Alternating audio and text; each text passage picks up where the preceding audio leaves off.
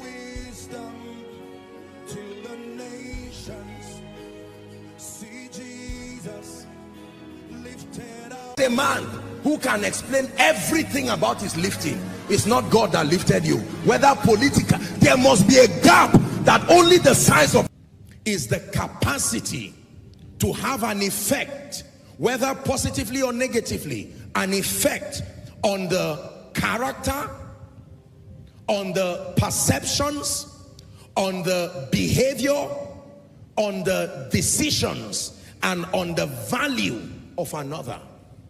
When you have an effect on the character, the perception, the behavior, the decisions, and the values of another, you are exerting influence upon that person.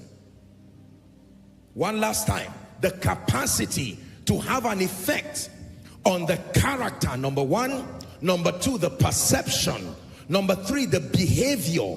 Number four, the decisions. Number five, the values of another is called influence.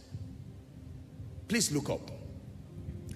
This concept of influence is very powerful and is very profound, because you see, a handful of people historically and even now are the ones who are always responsible for shaping and defining the narrative of a civilization. Are we together now? That people, a crowd of people will usually model their lives after an individual or a set of individuals that they consider to be worthy of emulation. They call them all kinds of names. Role models. Some will call them celebrities. Some will call them influencers. Some will call them, you name it. You know all the names. And unfortunately, some of these people have been positive role models in terms of bringing values that shape society properly. But many of them, sadly, have been very wrong and destructive models. There are children today who have no business learning certain things except that someone they admire. You see, the psychology of influence is the moment you like someone